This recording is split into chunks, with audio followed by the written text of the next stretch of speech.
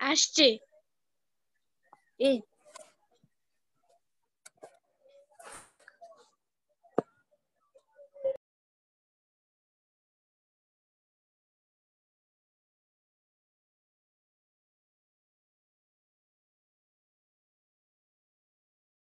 আপনার কথা শোনা যাচ্ছে না।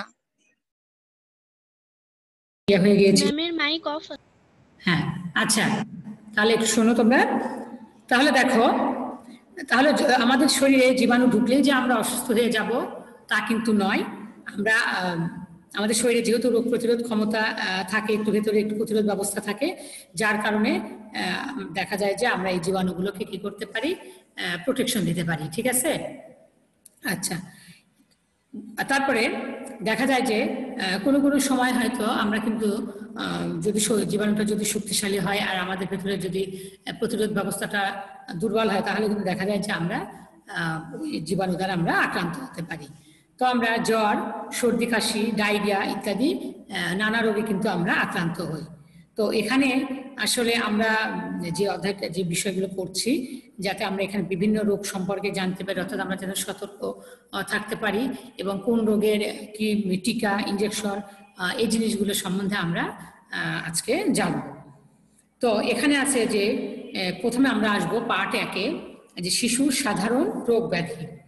অর্থাৎ এখানে বলা হয়েছে যে আসলে সঠিক যত্নের অভাবে, যদি যত্নটা সঠিকভাবে না হয়, তাহলে অতি শৈশবে শিশুরা কিন্তু নানা রকম সংক্রামক রোগে আক্রান্ত হতে পারে।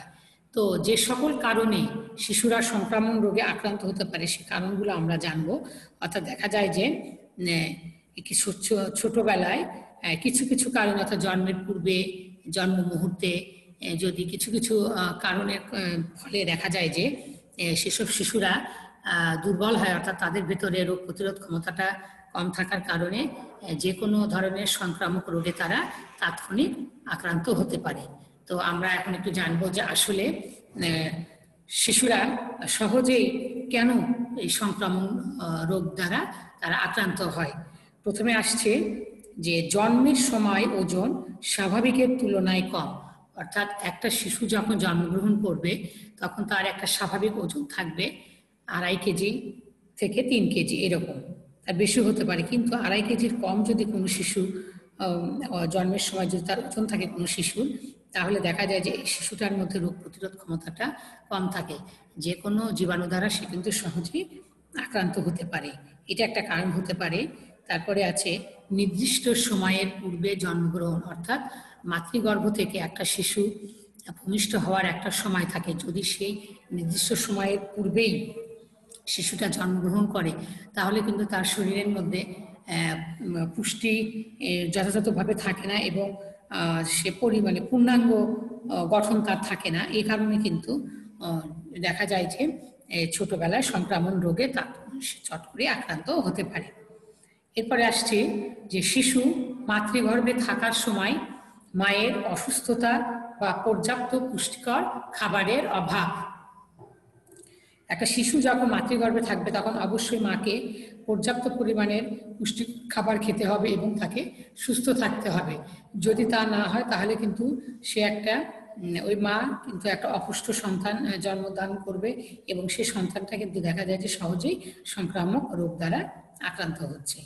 এরপরে জন্মের পরেই শিশুকে মায়ের প্রথম দুধ বা শাল দুধ না খাওয়ানো, অর্থাৎ দেখা যায় যে জন্মের পরেই কিন্তু মায়েদের শাল দুধ যেটা আছে 4-5 দিন যে দুধটা আসে এটাকে বলা হচ্ছে শাল দুধ। এই শাল দুধ শিশুর জন্য খুবই উপকারী। এটাও শিশুর প্রথম টিকা বলা হচ্ছে এটাকে। এই শাল দুধটা এত উপকারী যে শিশুর শরীরে কিন্তু অ্যান্টিবডি তৈরির জন্য এই শাল দুধের উপকারিতা খুবই বেশি। কিন্তু দেখা যায় যে অনেকেই প্রথমে যে দুধটা আসে শাল দুধ এটাকে অনেকেই খাওয়ায় না। এই কারণে শিশুর মধ্যে দেখা যায় যে রোগ প্রতিরোধ ক্ষমতাটা তার মধ্যে তীব্রভাবে সৃষ্টি হয় না। এরপর আসছে যে জন্মের 6 মাস পর থেকে মায়ের দুধের পাশাপাশি বাড়তি খাবার বা পরিপূরক খাবার না দেয়া। অর্থাৎ একটা শিশু 6 মাস তার মায়ের বুকের দুধ পান করবে, 6 মাস পর থেকে মায়ের দুধের পাশাপাশি ওই শিশুটি এ পরিপূরক খাবার দিতে হবে।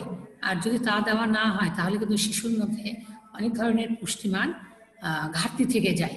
আর সে কারণে কিন্তু তার শরীরের ভেতরে কিন্তু রোগ প্রতিরোধ ক্ষমতাটা কম তৈরি হয়। এবার আসছে যে সময় মতো রোগ প্রতিরোধক টিকা বা ইনজেকশন না দেওয়া। একটা শিশু জন্মগ্রহণের পরে তাকে কিন্তু বিভিন্ন রোগের টিকা বিভিন্ন সময়ে বিভিন্ন বয়সে তাকে দেওয়া হয়, যাতে রোগ প্রতিরোধ ক্ষমতাটা, যে রোগের টিকা দেওয়া হয়েছে সেই রোগটা থেকে যেন সে প্রতিরোধ করতে পারে তার জীবাণুটা বা সেই রোগটাকে। তো এটা যদি সময় মতো দেওয়া না হয় তাহলে কিন্তু দেখা যাবে যে ওই শিশুটা যে কোনো ধরনের সংক্রামক রোগে আক্রান্ত হচ্ছে। তো আমরা যে বিষয়গুলো যে আমরা এখানে জানলাম, এতক্ষণ আমরা যে পয়েন্টগুলো পড়লাম, এই সকল কারণে কিন্তু শিশুরা কি থাকে, তারা শারীরিকভাবে দুর্বল থাকে। হ্যাঁ, আর এই জন্য কিন্তু সহজে ওই শিশুটা রোগাক্রান্ত হয়ে যায়। এই জন্য করে অবশ্যই এই বিষয়গুলো আমাদেরকে একটু কি করতে হবে, এই বিষয়গুলোর দিকে সচেতন থাকতে হবে এবং এই বিষয়গুলো মাথায় রাখতে হবে যেন এই পরিস্থিতিগুলোর শিকার কোনো শিশু না হয়, সেদিকে অবশ্যই আমাদেরকে খেয়াল রাখতে হবে। ঠিক আছে, তোমরা কি বুঝতে পেরেছো? জি ম্যাম। আচ্ছা, তোমাদের কি এইখানে কোনো প্রশ্ন আছে বাবা? না ম্যাম। আমরা ম্যাম। টপিকসে চলে যাই। আচ্ছা, তো শিশুরা যে সকল সংক্রমণ রোগে আক্রান্ত হয় সেগুলো আমরা একটু আলোচনা করি। সাধারণত যে যে রোগগুলো সচরাচর আর কি দেখা যায়, যেমন জ্বর। জ্বর সম্পর্কে তোমরা তো সবাই জানো, তাই না? সিজন চেঞ্জের সময় কোনো সময় ঠান্ডা লাগলে বা বিভিন্ন কারণে দেখা যায় যে, বা বিভিন্ন রোগের পূর্ব লক্ষণ হিসেবে জ্বর কিন্তু কম বেশি দেখা যায় যে সবারই মাঝে মধ্যে হয়ে থাকে। তো আমরা জ্বর সম্বন্ধে একটু জানি যে প্রথমে আসলে কি আমাদের দেহে স্বাভাবিক তাপমাত্রা কত, 98.4 ডিগ্রি ফারেনহাইট। আর ছোট শিশুদের তাপমাত্রা একটু বেশি থাকে, তাদের কত থাকে, 99 ডিগ্রি ফারেনহাইট। তাপমাত্রা যদি এর চেয়ে বৃদ্ধি পায় তবেই সেটাকে কি বলা হচ্ছে, জ্বর বলে ধরে নেওয়া হয়। অর্থাৎ আমাদের শরীরের যে তাপমাত্রা 98.4 ডিগ্রি ফারেনহাইট, যখনই আমাদের এটা অতিক্রম করবে তখনই আমরা ধরে নেব যে আমাদের শরীরে জ্বর দেখা দিয়েছে। তবে জ্বর বিভিন্ন কারণে হতে পারে, যেমন ইনফেকশন, অ্যালার্জি, বিভিন্ন কারণে হতে পারে, তাই না? তো যদি আমাদের অল্প জ্বর হয় তাহলে অল্প জ্বরে আমাদের করণীয় কি হবে, এটা আমরা এখন একটু জানবো। প্রথমে অল্প জ্বর হলে আমাদের জন্য যা করণীয় সেটা হচ্ছে পাতলা সুতির জামা পরিধান করা। তারপরে আলো বাতাসপূর্ণ ঘরে থাকা, অর্থাৎ যে ঘরটাতে থাকা হবে সে ঘরটাতে অবশ্যই যেন আলো বাতাসপূর্ণ হয়। এরপরে মাথা ধুয়ে শরীর ভিজা কাপড় দিয়ে মুছে ফেলা, অর্থাৎ আমরা ঠান্ডা পানি দিয়ে আমরা কি করবো, মাথাটা ধুয়ে নিব এবং শরীরটা আমরা যে গোসল যদি করা নাও হয়, সম্ভব নাও হয়, তাহলে শরীরটা একটু ভিজা কাপড় দিয়ে, অর্থাৎ পানিতে কাপড়টা ভিজাই নিয়ে একটু আমরা পানিটা ঝরাই নিয়ে ওটা দিয়ে গাটাকে কয়েকবার একটু মুছে ফেললে দেখা যায় যে তোমার তাপমাত্রাটাও একটু কমে আসবে আর শরীরটাকেও ভালো লাগবে। আর খাবারের বিষয়ে যে এই সময় আসলে স্যালাইন, ফলের রস, শরবত, স্যুপ, পাতলা দুধ ইত্যাদি তরল খাবার বেশি করে খেতে হবে, যাতে এটা তোমার শরীরে তাড়াতাড়ি এটা যেন হজম হয়ে যায়। আর অবশ্যই কিন্তু চিকিৎসকের পরামর্শ মতো চলতে হবে যে আসলে এই সময় কোনো ওষুধপত্র খেতে হবে কিনা এবং তাদের খাবারের কোনো ভাগ আছে কিনা, এরকম বিভিন্ন কারণে কিন্তু অবশ্যই যে অল্প জ্বর হোক বা যেরকমই হোক, অবশ্যই কিন্তু ডাক্তারের পরামর্শ নিয়ে কাজ করতে হবে। আচ্ছা, কোনো ক্ষেত্রে কিন্তু দেখা যায় কি আবার যে এই যে অল্প জ্বর হলো তো আমরা বুঝলাম আমাদের কি করতে হবে, কোনো ক্ষেত্রে কিন্তু আবার তাপমাত্রা যদি বেশি হয়ে যায় তাহলে সেটাকে আমরা উচ্চ জ্বর হিসেবে ধরে নিব। অর্থাৎ দেখা যায় যে কোনো সময় দেহের তাপমাত্রা একদম 104 ডিগ্রি 5 ডিগ্রি ফারেনহাইটে চলে যায়, তাই না? তখন কিন্তু অবশ্যই আমাদেরকে একটু বিশেষ যত্ন নিতে হবে। আর 1 থেকে 5 বছরের যে শিশুরা আছে তাদের মধ্যে কিন্তু এই উচ্চ জ্বরের প্রবণতাটা বেশি দেখা যায়। এতে দেহের তাপমাত্রা 105 ডিগ্রি ফারেনহাইট পর্যন্তও কিন্তু অনেক সময় উঠতে পারে। আর যখন তাপমাত্রা এত বেশি উঠবে সেক্ষেত্রে কিন্তু দেখা যায় যে ওই ছোট শিশুগুলোর মস্তিষ্ক ও স্নায়ুতন্ত্রের অনেক ক্ষতি সাধন হয়ে থাকে। যদি আমরা সময় মতো যদি এটার চিকিৎসা বা আমরা যদি সময় মতো যদি ব্যবস্থা না নিতে পারি তাহলে কিন্তু দেখা যায় যে ওই ছোট শিশুটার মস্তিষ্ক বা স্নায়ুতন্ত্র কিন্তু একটা মারাত্মক ধরনের ক্ষতি হতে পারে। তো এক্ষেত্রে আসলে আমরা ছোট শিশুরা হয়তো অনেক সময় বলতে পারে না, তবে কিছু লক্ষণ দেখে বুঝতে হবে যে তাদের মধ্যে উচ্চ জ্বরের প্রবণতা দেখা যাচ্ছে। যেমন হয়তো খিঁচুনি বা চেহারার মধ্যে একটা অস্বাভাবিকতা দেখা যাবে, শ্বাসক্রিয়া ও নাড়ির গতি তাদের বৃদ্ধি পাবে, অর্থাৎ ঘন ঘন তাদের শ্বাসক্রিয়া চলতে থাকবে। অনেক সময় দেখা যায় যে অজ্ঞান হয়ে যাওয়ার প্রবণতা দেখা যায়, আবার ঘন ঘন বমি ও পাতলা মলত্যাগ করতে পারে। তো এই লক্ষণগুলো দেখলে, আর আমরা তো তাপমাত্রা অবশ্যই থার্মোমিটারে, অবশ্যই আমরা ক্লিনিকের একটা থার্মোমিটার বাসাতে সবসময় রাখবো, যাতে আমরা যে কারো জ্বর হলে বা তাপমাত্রা বেশি উঠলে আমরা যাতে থার্মোমিটার দিয়ে অবশ্যই জ্বরটাকে মাপতে পারি। তো যখন আমাদের মনে হবে যে আসলে উচ্চ জ্বরে সে আক্রান্ত হয়েছে, তো সেক্ষেত্রে আমাদেরকে যা করতে হবে সেটা হচ্ছে, করণীয়টা কি, যে জ্বর না কমা পর্যন্ত মাথায় পানি ঢালতে হবে এবং ঠান্ডা পানি দিয়ে সমস্ত শরীর বারবার ভালো করে মুছে দিতে হবে। দেহের তাপমাত্রা কমে আসলে শুকনা কাপড় দিয়ে শরীর মুছে জামা পরাতে হবে। অর্থাৎ খেয়াল রাখতে হবে যে যতক্ষণ পর্যন্ত না তাপমাত্রা কমে ততক্ষণ পর্যন্ত মাথায় পানি ঢালতে হবে এবং ঠান্ডা পানি দিয়ে সমস্ত শরীর বারবার ভালো করে মুছতে হবে। অর্থাৎ যে আমরা একটা কাপড় পানিতে ভিজাই নিয়ে পানিটা ঝরাই নিয়ে আমরা বারবার গা স্পঞ্জ করে দিব বা মুছে দিব, এতে কি হয়, তাপমাত্রাটা কমে আসে। কারণ তাপমাত্রা না কমলে একটা ক্ষতি হওয়ার সম্ভাবনা থাকে। আর তারপর যখন দেহের তাপমাত্রা কমে আসবে তখন অবশ্যই শুকনা কাপড় দিয়ে শরীর মুছে জামা পরাতে হবে। আর জ্বর যদি 104 ডিগ্রি ফারেনহাইট থেকে 105 ডিগ্রি ফারেনহাইট হয় তবে জামা খুলে গোসল করাতে হবে, এতে তাপমাত্রা 2-3 ডিগ্রি কমে আসবে। অর্থাৎ দেখা যাচ্ছে যে আমরা যখন যে মাথায় পানি ঢাললাম বা গাটা স্পঞ্জ করে দিলাম, দেওয়ার পরেও যদি তাপমাত্রা না কমে তাহলে কিন্তু গোসল করাতে হবে। গোসল করানোর ফলে দেখা যাবে যে 2-3 ডিগ্রি তাপমাত্রা কমে আসবে। আর ঘরে অবশ্যই মুক্ত আলো বাতাস চলাচলের ব্যবস্থা করতে হবে। শিশুকে হালকা সুতি জামা পরাতে হবে। আর এক্ষেত্রে কিন্তু অবশ্যই দ্রুত চিকিৎসকের পরামর্শ নিতে হবে। এটা হচ্ছে গেল তোমার উচ্চ জ্বরে আসলে করণীয়টা কি। এরপরে আসছে আমরা যে এরকম উচ্চ জ্বর হলে আসলে সেই শিশুটি বা সেই রোগীকে খাদ্য ব্যবস্থাটা তার কি হবে, আমরা কি খাওয়াতে পারি। জ্বর হলে সাধারণত বিপাকক্রিয়া বৃদ্ধি পায়, কোষকলা ক্ষয় হয়, ফলে দেহের প্রোটিন ও অন্যান্য উপাদানের চাহিদা বৃদ্ধি পায়। এজন্য করে মাছ, তারপরে ছোট মুরগি, দুধ রুটি পাতলা করে, দুধ সুজি, স্যুপ, নরম ভাত, পাতলা ডাল, নরম খিচুড়ি, এই সহজ পাচ্য খাবারগুলো তাদেরকে অবশ্যই খাওয়াতে হবে। আর জ্বরে ঘামের সাথে শরীর থেকে প্রচুর কিন্তু তোমার পানি, অর্থাৎ সোডিয়াম ও পটাশিয়াম লবণ বের হয়ে যায় এবং রোগ প্রতিরোধ ক্ষমতা কমে যায়। এই জন্য করে কি করতে হবে, অবশ্যই জ্বরে আক্রান্ত শিশুকে ফলের রস, সবজির স্যুপ, শরবত, ডাবের পানি, স্যালাইন এবং পুষ্টিকর যে খাবারগুলো আছে সেটা যেন সহজে হজম করতে পারে, এই ধরনের খাবারগুলো কিন্তু অবশ্যই জ্বরে আক্রান্ত শিশু বা ব্যক্তিকে কিন্তু অবশ্যই খাওয়াতে হবে শিশুকে। ঠিক আছে, তো এটা গেল আমাদের হচ্ছে আসলে আমাদের অল্প জ্বর হলে আমাদের করণীয় কি, আমাদের উচ্চ জ্বর হলে আসলে করণীয় কি, এই বিষয়গুলো আমরা জানলাম। এবং এই ধরনের পরিস্থিতিতে পড়লে আসলে তার খাদ্য ব্যবস্থাটা কেমন হবে, তাকে সেবা যত্ন কেমন হবে, কিভাবে করতে হবে, এই বিষয়গুলো আমরা জানলাম। ঠিক আছে, তো এখানে কি তোমাদের কোনো প্রশ্ন আছে?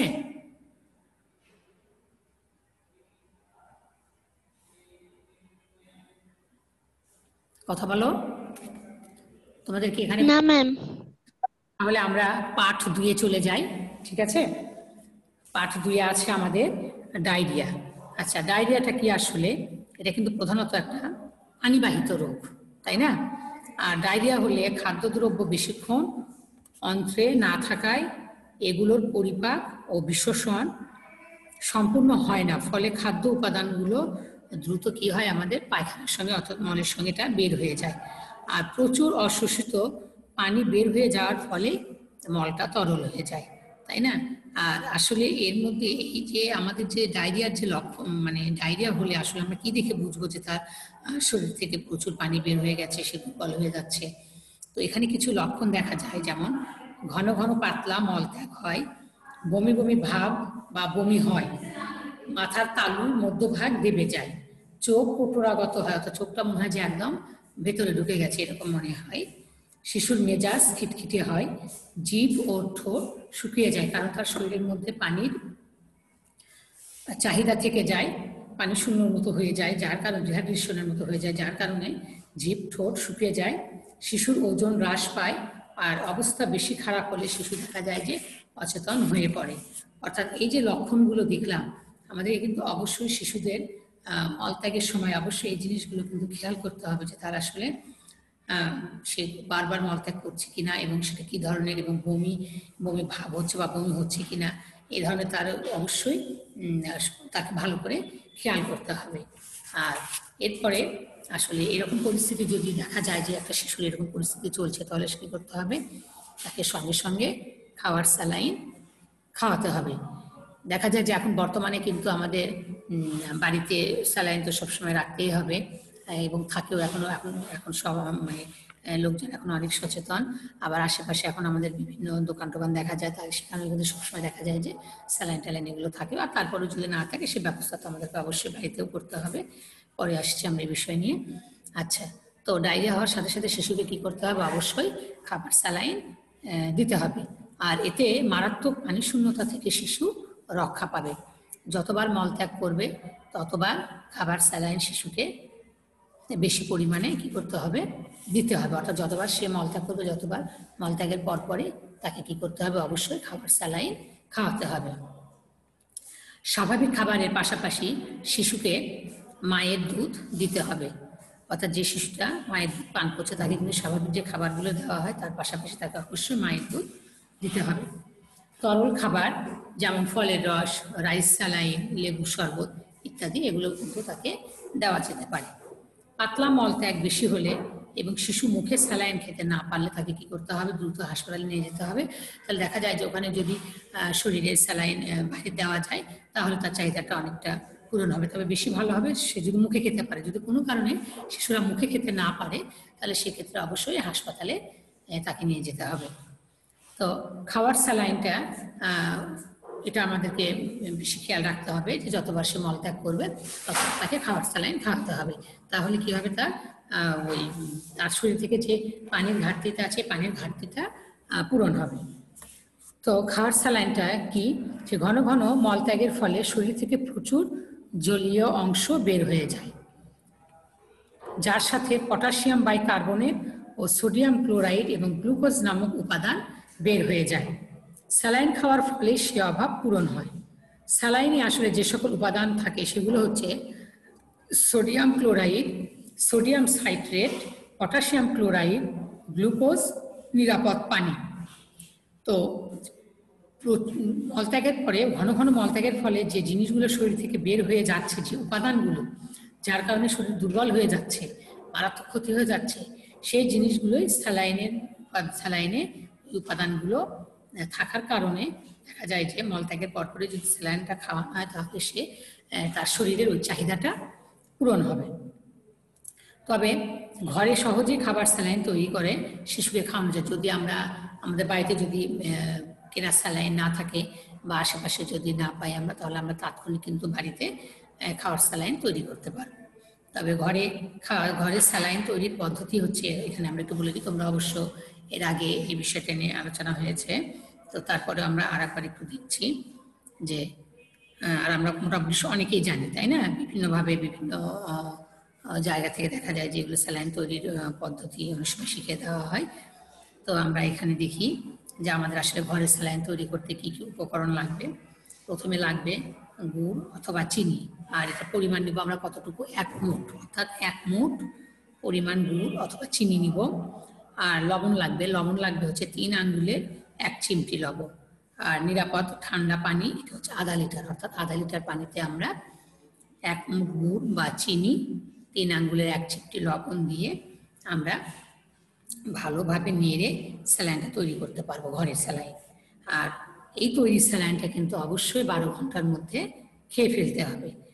ডায়রিয়া রোগীদের স্যালাইন খাওয়ানোর মূল উদ্দেশ্য হচ্ছে যে পানি স্বল্পতা বা ডিহাইড্রেশন থেকে যেন রোধ করা যায়, অর্থাৎ তার শরীরে ঘন ঘন পাতলা পায়খানার ফলে যে পানি শূন্যতা বা ডিহাইড্রেশন দেখা দিয়েছে সেটা যেন অবশ্যই পূরণ হয়। এই জন্য করে কিন্তু আমাদেরকে অবশ্যই খাওয়ার স্যালাইন খাওয়াতে হবে, সেটা কেনা স্যালাইন হোক অথবা বাড়িতে তৈরি স্যালাইন হোক, যেটাই হোক না কেন আমাদেরকে তাৎক্ষণিক এই ব্যবস্থাটা কিন্তু অবশ্যই নিতে হবে। তো খাওয়ার স্যালাইন খাওয়ানোর নিয়ম আছে। আচ্ছা, নিয়মটা কি, যে যতবার মলত্যাগ করবে, পাতলা মলত্যাগ করবে, ততবার কিন্তু তাকে খাওয়ার স্যালাইনটা খাওয়াতে হবে। শিশু বমি করলেও একটু অপেক্ষা করে তাকে আবার খাওয়াতে হবে। অনেকে দেখা যায় যে স্যালাইনটা হয়তো খেতে পারছে না বা খাবার কিছুক্ষণের মধ্যে হয়তো বমি করে ফেলছে। আচ্ছা ঠিক আছে, বমি করলো তো তারপরে কিন্তু তাকে একটু অপেক্ষা করে তাকে কিন্তু কী করতে হবে, আবার স্যালাইনটা খাওয়াতে হবে। স্যালাইনের পাশাপাশি স্যুপ, ফলের রস, জাউ ভাত অর্থাৎ নরম করে ভাত খাওয়ানো যেতে পারে। পাতলা পায়খানা ও বমি বন্ধ না হওয়া পর্যন্ত কিন্তু স্যালাইন চলতেই থাকবে, খাওয়ার স্যালাইনটা চলতে থাকবে। প্রয়োজনে রাইস স্যালাইন খাওয়াতে হবে, অর্থাৎ এটা এখন বাজারে কিনতে পাওয়া যায় রাইস স্যালাইন। প্রয়োজনে যদি ওই স্যালাইনের বেশি সমস্যা হয় তাহলে তাকে কিন্তু রাইস স্যালাইনও খাওয়ানো যেতে পারে। আর মায়ের বুকের দুধ খাওয়ানো কিন্তু বন্ধ করা যাবে না। যে শিশুটা মায়ের দুধ খাচ্ছে, মায়ের বুকের দুধ, শিশুটাকে কিন্তু খাবার স্যালাইনও খাওয়াতে হবে এবং পাশাপাশি তাকে অবশ্যই মায়ের বুকের দুধটা খাওয়াতে হবে।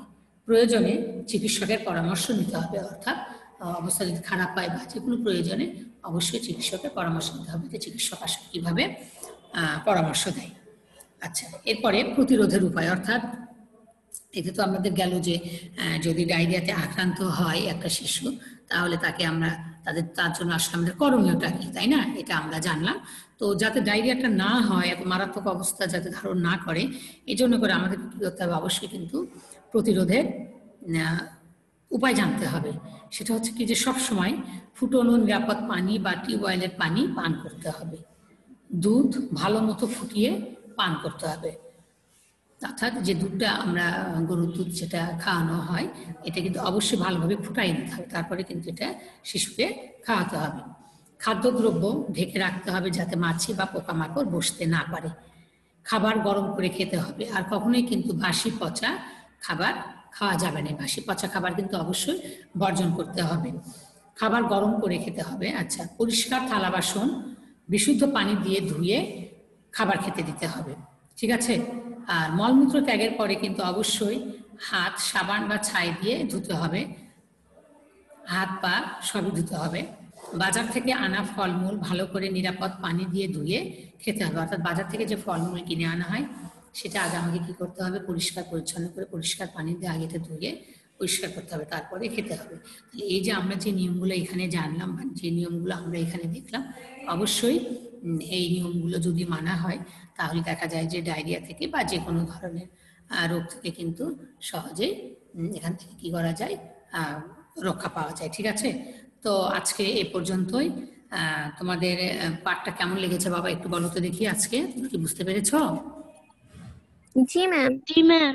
তোমাদের যদি কোনো প্রশ্ন না থাকে, তোমাদের মনে হয় পরবর্তী ক্লাসের সময় হয়ে গেছে, তো যাই হোক আমরা আজকে যে পর্যন্ত পড়লাম তোমরা কিন্তু অবশ্যই ভাষাতে সুন্দর করে পড়বে, আর সামনের দিনে আমরা বাকি অংশটুকু পড়বো।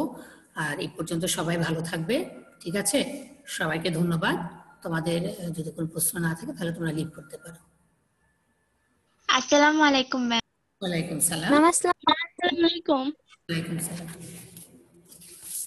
আসসালামু আলাইকুম ম্যাম। ওয়ালাইকুম সালাম।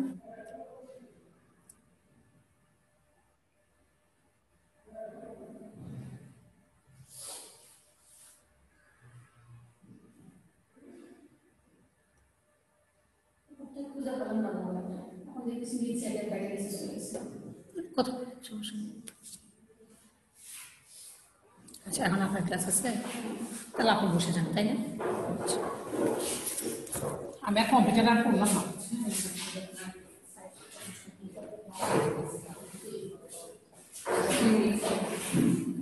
বোঝানো তো বেশি হয়।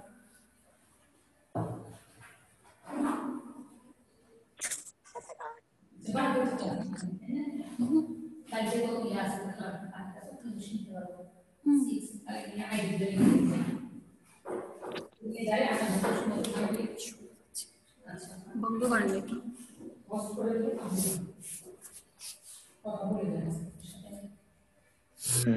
আসসালামু আলাইকুম ম্যাম। ওয়ালাইকুম আসসালাম। কেমন আছো সবাই? ভালো, আপনি কেমন ম্যাম আছেন? আসসালামু আলাইকুম। আসসালামু আলাইকুম। ম্যাম আসসালামু আলাইকুম। ওয়ালাইকুম আসসালাম। সবাই ভালো আছো? ভালো আছেন? ম্যাম আপনি? হ্যাঁ ভালো। এটা অটোমেটিক বন্ধ হলো। করবে 40 মিনিট হলে তো বন্ধ হয়ে যাবে, হ্যাঁ 40 মিনিট হলে বন্ধ হয়ে যাবে। তো ওটা বন্ধ করে দেন, ঢোকা লাগে না, আমরা যা বলতেছি সব ওলা রেকর্ড করছি, সমস্যা নেই।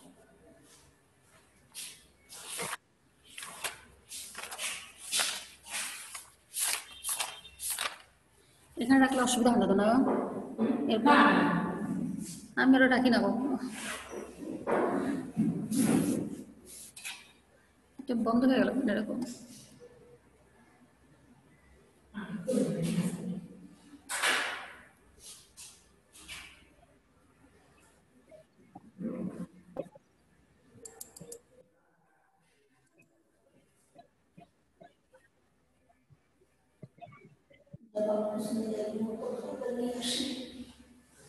ক্লাসটা কি সেভ হচ্ছে নাকি?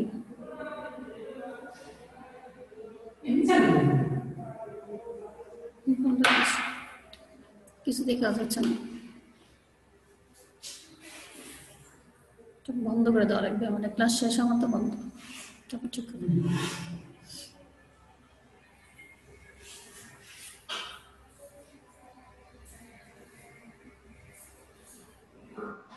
আসসালামু আলাইকুম ম্যাম।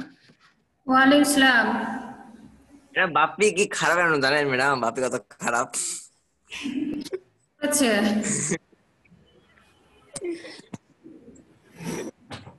কিছু না ম্যাডাম, বললাম না, তাক বাপি মন খারাপ করবে। আচ্ছা থাক, তোমাদের এগুলো সব কিন্তু রেকর্ড হচ্ছে, ঠিক আছে?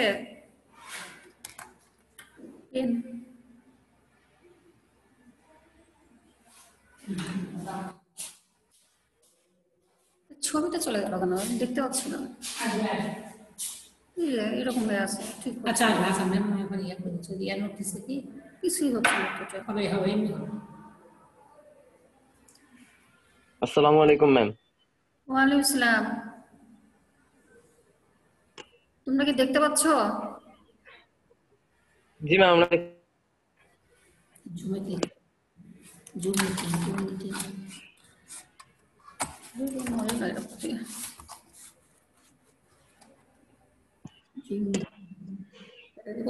দেখা যাচ্ছে, তাই যে হ্যাঁ আটকে গেল এরকম। হ্যাঁ আচ্ছা, তোমাদের গত 1 তারিখে তোমরা অ্যাসাইনমেন্ট জমা দিয়ে গেছো তাই না? তো অ্যাসাইনমেন্টে তোমাদের মানে একটা সমস্যা চোখে পড়লো, সেটা হচ্ছে তোমাদের মৌলর নাম দেওয়া ছিল, যে এক্স মৌল, ওয়াই মৌল, জেড মৌল, এরকম নাম দেওয়া ছিল। যেমন এক্স এর পারমাণবিক সংখ্যা বা প্রোটন সংখ্যা ছিল তোমার 17, ওয়াই ছিল 11, তাই না? তো এটা লিখতে গিয়ে অনেকেই দেখি ম্যাক্সিমাম ভুল লিখেছো, যে এক্স এর জায়গায় লিখেছো 11 আর ওয়াই এর জায়গায় লিখেছো 17। তো তোমরা যখন খাতায় লিখো তখন এই জিনিসটা একটু খেয়াল করো না লেখার সময়, তো এই জায়গাটা কিন্তু তোমাদের নাম্বার কমে যাবে। নাম্বার কাটছে না, পুরোটাই তো ভুল করে ফেলেছো। আমি কিভাবে করবো? তুমি এক্স এর পরমাণুর সংখ্যা দিয়ে দিছো আর 17, কি বলে 11, এক্স এর পরমাণুর সংখ্যা ছিল 17, তোমরা এখন খাতায় লেখার সময় লিখেছো 11, তাহলে ওটা কিভাবে নাম্বার দেবো বলো? এই ভুলটা দেখলাম তোমাদের। আর আইসোটোপের সংজ্ঞাটা ঠিকই আছে, কিন্তু একটু উদাহরণ দিয়ে দিলে একটু ভালো হতো, যে হাইড্রোজেনের একটা আইসোটোপ দেখাই দিতা। তো এইভাবে একটু উদাহরণ দিয়ে কিছু কিছু ক্ষেত্রে মানে একটু উদাহরণ দিয়ে দিলে জিনিসটা ভালো বোঝা যায়। যে তোমাদেরকে আমি যখন পড়াই তখন কিন্তু উদাহরণ দিয়ে বলেছিলাম, কিন্তু লেখার সময় 2-1 জনের খাতায় দেখলাম সবাই কিন্তু লিখো নাই। আবার অনেক একটা ঘ নম্বরের প্রশ্ন ছিল যে কিভাবে আয়নিক যৌগ গঠন করে, তো অনেকে শুধু বর্ণনামূলক লিখে গিয়েছো, কিন্তু কিভাবে আয়নিক যৌগটা গঠিত হয় সেটা কিন্তু লিখো নাই, দেখাই দাওনি আর কি। যে সোডিয়াম একটা ইলেকট্রন ত্যাগ করলো, তারপর সেটা ক্লোরিন একটা ইলেকট্রন গ্রহণ করলো, এভাবে দিয়ে একটা যৌগ গঠন হলো, সেটা কিন্তু অনেকের খাতায় নাই, শুধু বর্ণনামূলক ভাবে লিখে গিয়েছো। ঠিক আছে, তাহলে এসব ক্ষেত্রে কিন্তু নাম্বারটা এমনি কমে যায়। তো এই ছিল তোমাদের সমস্যা। আর আগামী 8 তারিখে পঞ্চম সপ্তাহের যে অ্যাসাইনমেন্টটা ওটা কিন্তু জমা দিবা 8 তারিখে। তো জি ম্যাম। বাপ্পি, হ্যাঁ বলো। বলছিলাম ম্যাম যে অ্যাসাইনমেন্ট ম্যাম 8 তারিখে আগে দিলে হবে না? 8 তারিখের আগে? হ্যাঁ। কেন, সমস্যা তোমার? 7 তারিখে দিলে। তো 7 তারিখে কেন দিবা বাবা? 8 তারিখে তো আমরা থাকবো, আমরা খাতাগুলো নিব। এখন ও 7 তারিখে আসো, ওটা ম্যাডামের কাছে জমা দিতে হবে। আর জি ম্যাম। যেহেতু 8 তারিখে সবাই জমা দিতে আসবে ওই দিন, তাহলে ওই দিন তুমি আসলে হবে কি আমরা খাতাগুলো জমা নিতে, এই আর কি। Yes ma'am. আর তোমাদের 8 তারিখে যে অ্যাসাইনমেন্টটা জমা দেওয়ার কথা, ওইটা নিয়ে আমি গত ক্লাসে আলোচনা করেছিলাম। ওইটাতে কি কারো আর কোনো সমস্যা আছে?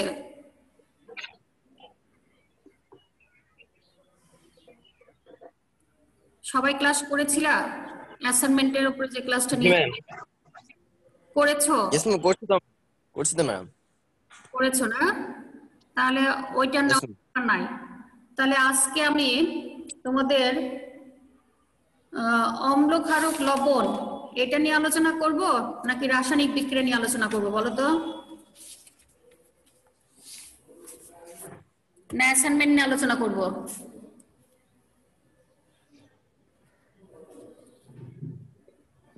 অ্যাসাইনমেন্ট নিয়ে আলোচনা করেন। কে বললো, খায়রুল না তৌহিদ? মিউট করো নাই তোমরা।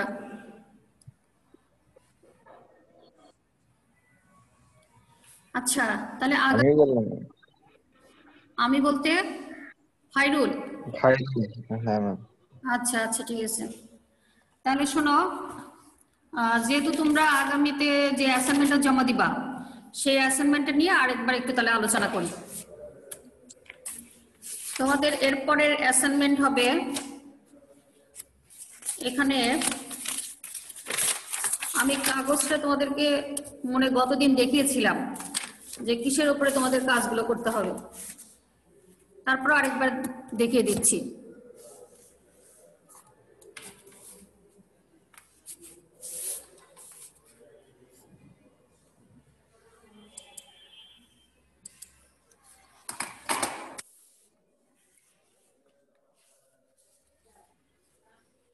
তোমাদের দেখো, এইবারে অ্যাসাইনমেন্টের নির্ধারিত কাজ হচ্ছে 3।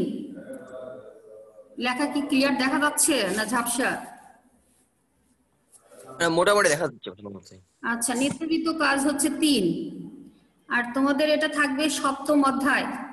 তোমরা অনেকে অধ্যায়ের নাম ঠিক মতো লিখো না। ওখানে কিন্তু তোমাদের খাতার উপরে যে কভার পেজটা, ওখানে কিন্তু দেয়া আছে অধ্যায়ের নাম এবং শিরোনাম। তাহলে ওখানে অধ্যায়ের নাম লিখবা 7ম অধ্যায়। আর এখানে শিরোনামে আসবে তোমার পৃথিবী ও মহাকর্ষ। আর এখানে পাঠ 2 ও 3 এবং 6, পাঠ 6 থেকে এটা প্রশ্নটা করা হয়েছে। আর একাদশ অধ্যায়ে আছে তোমার আলো। এখানে পাঠ 1, আলোর প্রতিসরণ। তারপরে পাঠ 4 থেকে